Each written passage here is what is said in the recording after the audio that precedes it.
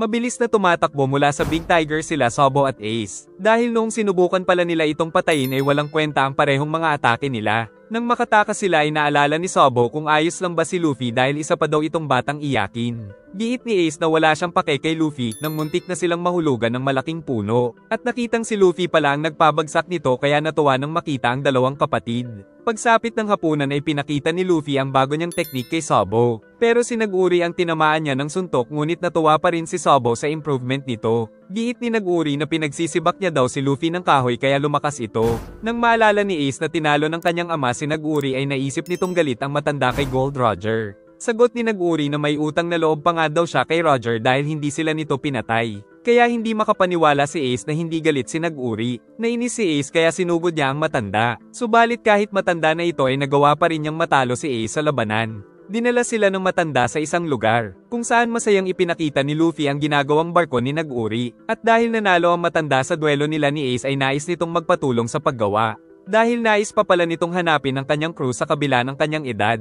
Kinabukasan ay nagsimulang tumulong ang tatlo sa paggawa ng barko at kasabay na rin ito ang training nila. Isang araw ay naglalaban sila Sobo at Ace upang mahasa ang mga kakayahan. Umatake na naman si Luffy ngunit si Nag-Uri na naman ang tinamaan. Giit ng matanda na hindi sapat na malakas ka lang kung nais mong maging captain. Naintriga ang mga bata kung ano ang mas importante sa lakas ngunit nakalimutan na daw ito ni Nag-Uri. Pagsapit ng gabi ay hindi nakatiis si Ace kaya tinanong niya kay Nag-Uri ang ibig sabihin nito. Giit ni Nag-Uri na hindi niya pa rin alam dahil hindi daw siya magaling na captain. Ngunit hanggang sa huli ay kinilala pa rin daw siyang captain ng kanyang mga crew. Kinabukasan ay natapos na ang barko ng matanda. Pero bago daw umalis si Nag-Uri ay kailangan munang matalo ng tatlo ang Tiger kaya ginanahan ng mga ito. Matapang silang nagtungo sa bahay ng Tiger habang nanonood si Nag-Uri sa itaas. Agad na sumugod si Ace ngunit blank kwenta ang atake niya kaya napatalsik ng buntot nito. Sunod ay gumamit si Sobo ng pamingwit pero hindi rin umubra sa mabangis na hayop. Sinubukan din sumuntok ni Luffy pero tumalbog lang ang kamao. Ngunit bago siya nito mapaslang ay dumating ang dalawang kapatid para iligtas siya. Kaya naman nakatakbo ang tatlong bata. Pinahabol ni Sobo ang Big Tiger, samantalang si Ace ay ginamit na parang tirador ang katawan ni Luffy kaya naman tinamaan niya ito ng napakalakas sa ulo. Dahil sa pagtutulungan ay nagawang matalo ng tatlo ang kinatatakutang nilalang sa Mount Corvo. Kaya umalis na si Nag-Uri ngunit sinabi muna sa kanya ni Ace na tatalunin siya nito balang araw. Kinabukasan ay nagkaroon ng malakas na bagyo kung nasaan ang hideout ng tatlong bata. Tinangay nito si Luffy ngunit tinawanan pa ng dalawang kapatid ang kawawang bata. Pagkatapos ng bagyo ay naghanap sila ng mga materyales pang-ayos ng hideout ngunit hindi nila alam na may mga nagmamasid sa kanila.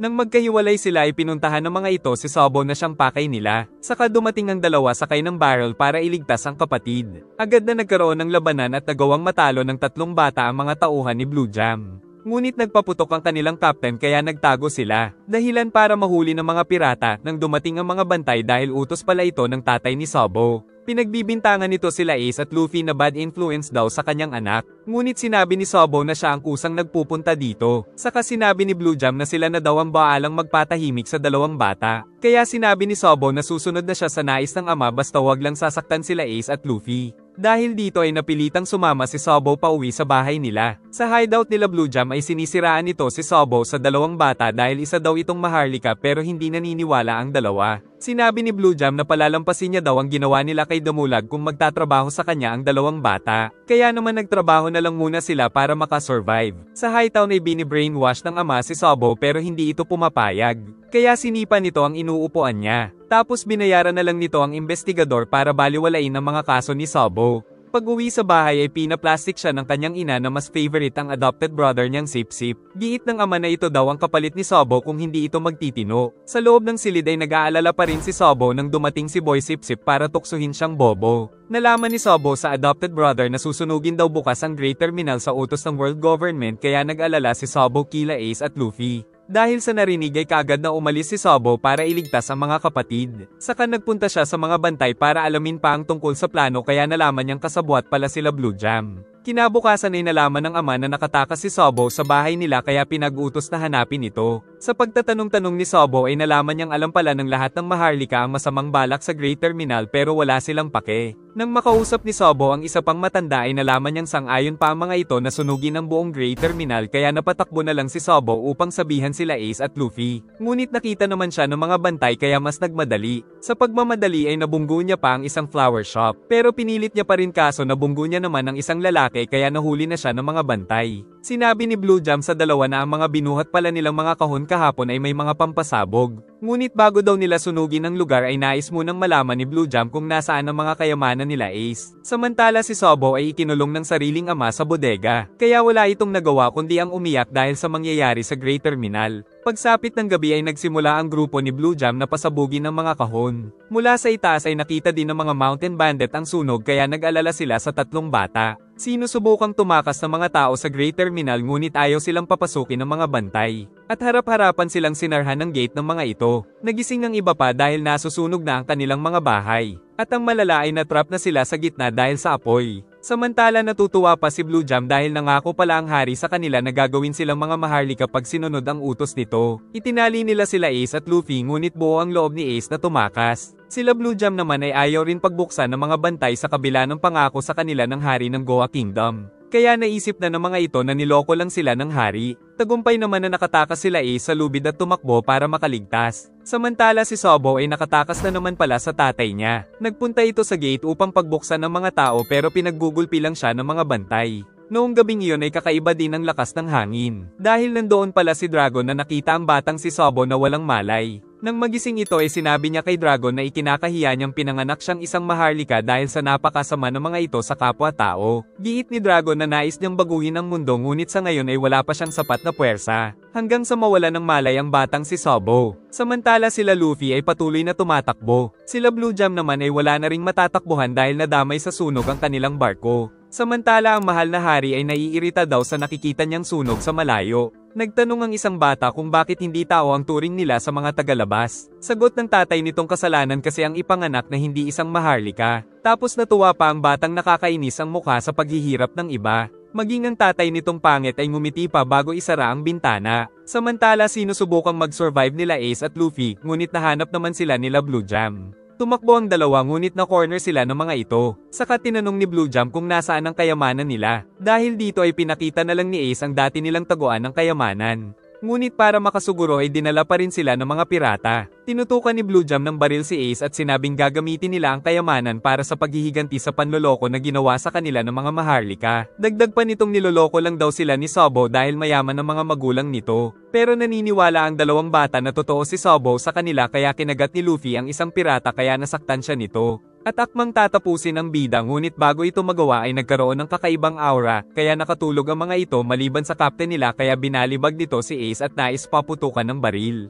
Ngunit dumating si Dadan kaya di tinamaan si Ace. Inatake ito ng babae saka dumating ang mga bata niya. At sinabing pinagkatiwala sa kanya ang mga ito kaya hindi hahayaang saktan ng pirata. Pero hindi pa rin natakot si Blue Jam kaya naman tumakbo na lang sila Dadan. Ngunit ayaw pa rin tumakas ni Ace mula sa pirata. Dahil dito ay bumalik si Dadan at sinabi na sasamahan niya daw si Ace sa pakikipaglaban. Umalis na ang mga bata nito para tumakas sa apoy dala si Luffy. Samantala sila Dadan at Ace ay pinagtulungan ng pirata. Ang ibang mga tao ay natrap sa gitna ng apoy kaya naisip na katapusan na nila. Ngunit biglang nagkaroon ng napakalakas na hangin kaya nagkaroon sila ng daanan patungo sa isang barko. Agad na tumakbo ang mga tao para makaligtas. Sa barko ay naghihintay ang Revolutionary Army para iligtas ang mga tao. Giit ni Dragon na ito ang mangyayari sa buong mundo sa hinaharap sa pamumuno ng world government kaya kailangan nila itong baguhin. Saka sinabi nito sa mga tao na kung nais nilang ipaglaban ang karapatan ay sumakay sila sa barko at ikinatuwa naman ito ng mga tao. Samantala sa palasyo ng Goa Kingdom ay napakahimbing ng tulog ng hari. Giit ng tatay ni Sobo na tinawagan niya daw ang military para magpatulong hanapin ang anak. Samantala ang mga tao sa bayan na malapit sa Great Terminal ay nangangambang baka madamay sila. Ang mga bandido naman kasama si Luffy ay nakatakas na sa apoy ngunit nag-aalala pa rin sila kina Dadan at Ace. Kinabukasan ay pinipilit ni Luffy ang katawan para hanapin ang dalawa. Pero dahil sa dami ng mga sugat ay hindi nito kinaya kaya pinahigo muna siya ng mga bandido. Subalit labis pa rin ang pag-aalala niya kina Dadan at Ace. Halos maubos ang lahat ng mga basura sa Great Terminal dahil sa sunog kagabi.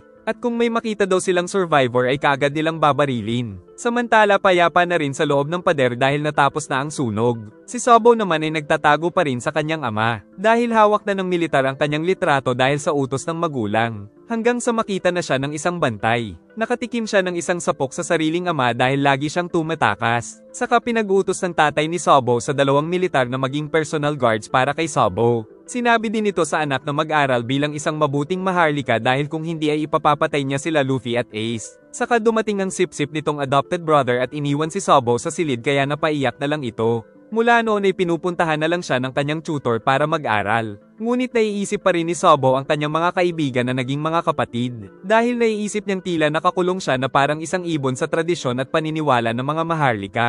Nang dumating ang kapalitan ng bantay ay narinig ni Sobo na darating ang isang celestial dragon kaya lahat ay naghahanda. Kaya sinamantala ito ni Sobo para magsulat ng liham para kina Ace at Luffy habang ang mga magulang ay nasa labas. Napaka-engrande ng inihanda nila sa pagbisita ng celestial dragon kung saan naghihintay ang maraming tao sa pagdating ng barkong sinasakyan nito. Subalit nakatakas na pala si Sobo, kung saan papaalis na siya habang paparating naman ang Celestial Dragon kaya kinabahan ang mga bantay. At kinabahan din ang mga magulang ni Sobo sa narinig na isang bata ang nakasakay sa papaalis na bangka. Dahil natalo pala ni Sobo ang bantay, at nakitang si Sobo nga ang bata sa bangka. Kinabahan din ng mga tao dahil baka magalit ang kanilang panauhin. Ngunit nang makita nila ang panauhin ay magkahalong tuwa at kaba ang naramdaman nila dahil bibihirang makakita ng isang Celestial Dragon. Subalit nakita nito ang bangka na sinasakyan ni Sobo, kaya naman binaril ito ng Celestial Dragon. Sinusubukan ng bata na apulahin ang apoy. Ngunit dahil nagalit ang panauhin sa pagdaan nito sa kanyang harapan ay tinuluyan niya na si Sobo na nakita ng maraming tao. Samantala malungkot ang mga bandido nang dumating ang kasamahan para sabihin ang magandang balita. Dahil nakabalik na pala sila Ace at Dadan. Labis na natuwa si Luffy ngunit sinapok siya ni Ace dahil inakala nitong patay na siya. Saka ikinwento ni Ace ang nangyari kung paano nila kinalaban si Blue Jam. Muntik na nitong mabaril si Dadan pero pinigilan ni Ace. Dahil dito ay nakabawi si Dadan at nasuntok sa mukha si Blue Jam. Pagkatapos ay pinilit nilang makatakas ngunit napakalaki na ng apoy. Kaya wala silang nagawa kundi ang dumaan dito sa pangunguna ni Dadan. Ngunit dahil dito ay napinsala si Dadan kaya binuhat siya ni Ace. Nagnakaw si Ace ng mga gamit upang mabigyan ng first aid at mga pagkain ang babae. Ngunit habang nagtatago ay tinutugis din sila ng mga bantay. Kasalukuyan namang nagaganap ang mainit na pagsalubong sa Celestial Dragon na nakasakay pa sa alipin nito. Tinanong ni Dadan kung bakit hindi tumakbo si Ace. Sagot nitong naisip niyang may maiiwan siya kapag tumakbo. Dito ay naalala ni Dadan ang sinabi ni Garp tungkol kay Roger na hindi daw ito kailanman tumakbo sa mga kalaban niya upang mailigtas ang kanyang crew. Kaya naisip ni Dadan na nagmana ito sa tatay niya. Dumating si Dogra na may masamang balita, dahil nakita nitong namatay si Sobo dahil sinalubong ang barko ng Celestial Dragon. Ayaw maniwala nila Ace at Luffy sa sinasabi nito. Giit ni Dogra na kitang-kita niya ang nangyari kung saan naglagay pa ito ng flag ng pirata kaya napaiyak si Luffy at nais namang maghiganti ni Ace pero pinigilan siya ni Dadan dahil siguradong mamamatay lang siya. Kaya itinali nila sa puno si Ace, si Luffy naman ay ayaw tumigil sa pag-iyak. Kinabukasan ay dumating ang isang liham na nagmula kay Sobo. Kaya pinakawalan na nila si Ace para basahin ito. Dito ay sinabi ni Sobo na maglalakbay na siyang mag-isa sa karagatan bilang isang pirata para makatakas sa buhay nito. Kung saan sinabi din nitong si Ace na muna ang bahala sa kapatid nilang si Luffy kaya hindi napigilan ni Ace ang mapaiyak ng sobra dahil sa kalungkutan. Dahil sa nangyari ay hindi pa rin naka-recover si Luffy sa tuwing naaalala ang masasayang alaala nilang tatlo kasama si Sobo. Binatukan siya ni Ace dahil hindi pwedeng magdusa habang buhay. At sinabing lahat ng kayamanan nila ay nakuha daw ng kung sino pero wala na siyang pake dahil wala na rin si Sobo. Dito ay sinabi ni Luffy na nais niyang maging sobrang lakas para hindi rin mawala sa kanya si Ace, ngunit binatukan siya nito at sinabi na hindi siya mamamatay. Saka sinabi nito kay Luffy na mula ngayon ay dapat mamuhay na sila ng walang pagsisisi sa mga desisyon. Dagdag pa nitong balang araw ay maglalakbay sila sa karagatan upang mamuhay ng may labis na kalayaan sa kung sino man. Samantala malapit sa dojo kung saan nagsasanay si Zoro ay makikita na nandoon ang barko ni Dragon. Nag-aalala si Ivan kay Dragon nang makita na may pinsala ito. Giit ni Dragon na pinanood niya kasi ang seremonya ng Celestial Dragon. At nang masiguro nito sa mga tauhan na meron silang sapat na pagkain ay maglalakbay na sila pauwi sa Baltigo. Samantala pagkaalis ng Celestial Dragon ay balik na naman sa dating pamumuhay ang mga tao sa Great Terminal. Sila Luffy at Ace naman ay nagsasanay upang maging malakas. Ngunit sinabi ni Ace na walang kwenta daw ang gum-gum fruit ni Luffy kaya nag-away sila. Tapos naisip nila na nandoon si Sobo ngunit isa lang pala itong bato kaya natigilan sila. Saka sinabi ng bida na mas mabait daw na kuya si Sobo kaya binatukan siya ni Ace. Nakakatanggap ng mga liham sila Dadan na sinasabing magtatayo daw ng sariling kaharian sila Luffy at Ace. Paglabas ay nakita ang base ng mga ito kaya na-stress na naman si Dadan. Kinakalaban ni Luffy ang malaking oso ngunit hindi siya tinutulungan ni Ace dahil magkaiba sila ng kaharian. Kinalaban pa rin ito ng bida ngunit tinamaan siya nito, kaya tinulungan siya ni Ace para makatakas at kaagad na dinala sa bahay ng mga bandido. Giit ni Magra na kaunting lalim na lang sa sugat ni Luffy ay baka namatay na ito. Kaya sising-sisi si Ace dahil pinabayaan niya ang kapatid. Isang araw ay dumating si Makino upang bisitahin si Luffy. Ngunit nagpapaturo sa kanya si Ace kung paano maging magalang dahil nais nitong magpasalamat kay Shanks sa pagliligtas noon kay Luffy. Dahil dito ay medyo natuto na ng magandang asal ang dalawa kaya noong nagnakaw sila ng pagkain ay nagpasalamat sila sa chef. Patuloy na nagsanay ang dalawang bata pagkatapos ay kinalaban na nila ng magkasama ang malaking oso bilang parte ng kanilang pagsasanay sa mundo ng mga pirata.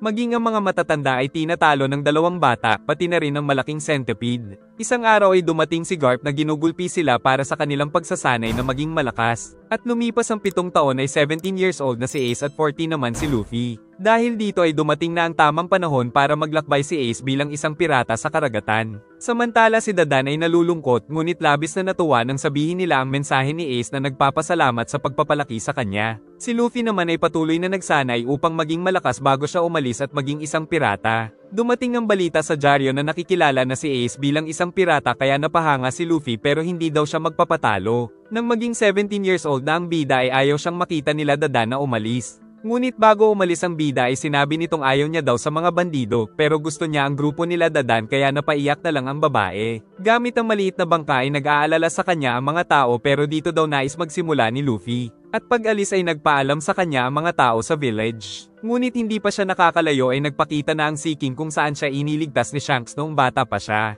Pero sa pagkakataong ito ay ipinamalas ni Luffy ang teknik na sinanay niya ng 10 taon kaya bagsak ang Sea King at natuwa ang mga tao. At simula dito ay nangarap na ang ating bida na maging hari ng mga pirata. Sa kasalukuyan ay patuloy ang pagdadalamhati ni Luffy sa pagkawala ni Ace. Dahil sa nangyari ay bumalik si Garp sa Windmill Village kung saan pinasabog ang mga pirata doon. Si Dadan naman ay hindi mapigil sa kakainom ng mabalitaan na nagbalik si Garp. Nababahala ang mga tao dahil sa pagkamatay ni Whitebeard at wala na daw takot ang maraming pirata na gumawa ng masama. Giit ni Garp na pinalubog niya ang 3 barko ng pirata kanina lang. Saka pinalagay ang karatula na nagbabantay doon si Garp para walang manggulo ng mga pirata. Lumabas si Dadan at sinaktan si Garp dahil hindi nito tinulungan si Ace. Tumulo ang mga luha ng babae habang sinusuntok si Garp ngunit hindi ito lumalaban, kaya pinigilan siya ni Makino at sinabing mas nahihirapan si Garp dahil wala itong magawa kahit nandoon siya. Pero hindi ito matanggap ni Dadan dahil siguradong nahihirapan daw si Luffy ngayon. Kaya naalala ni Makino nung tinuruan niya ang dalawa ng kagandahang asal. Subalit ngayon ay labis din ang kanyang pag-iyak dahil sa pagkawala ni Ace. Nagtanong ang mayor kung nasaan si Luffy, sagot ni Garp na kinuha ito ng isang submarine.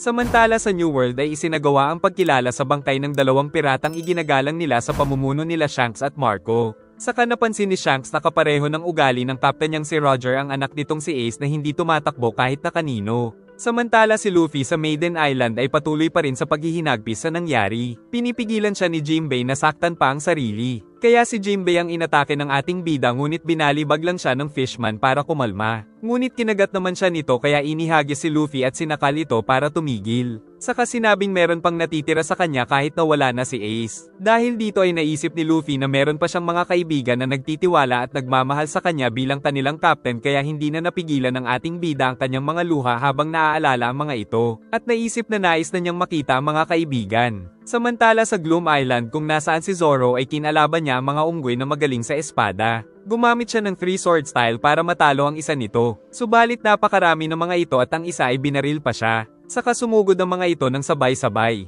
Kaya gumamit si Zoro ng Dragon Twister technique para mapatalsik sila. Subalit napagtulungan pa rin ng mga ito si Zoro kaya bumuka ang mga sugat niya na gawa ni Kuma. kaya naman talsik siya ng tamaan ng maso ng kalaban. Subalit biglang natakot ang mga unggoy dahil dumating pala si Mihawk. Samantala, sa Birdie Kingdom naman ay nahuli na naman ng mga tao si Chopper para gawing pagkain. Pero nang malaman ng isang lalaki na nakakapagsalita siya ay pinakawalan na siya at nilagyan ng cream ang kanyang puwet. Sinabi nilang nanggaling sa malaking puno ang mga gamot na ginagawa nila pero ginawa na itong bahay ng mga ibon kaya marami sa kanila ang may sakit. Giit ni Chopper na tutulungan niyang gumaling ang mga ito. Umakyat ang reindeer para kumuha ng gamot. Nakita siya ng isang ibon kaya nanghihingi siya ng gamot pero inatake lang siya ng mga ito nang walang tigil. Kaya gumamit siya ng rumble ball at pinigilan ang atake nito. Saka lumabas ang mga tao para tulungan siya. Pero napapaligiran sila ng napakaraming mga ibon. Umatake ng spear ang isang tao ngunit sinalag ito ni Chopper gamit ang arm point kaya siya ang napinsala at nahulog. Ngunit niligtas naman siya ng isang ibon na siyang magulang ng sisiw niligtas niya. Nagbalik sila sa itaas at nagkausap kaya nagkaroon ng pagkakaisa. Ang dahilan pala ng mga ibon ay iniingatan nila ang mga kayamanan na kinokolekta nila mula sa mga pirata.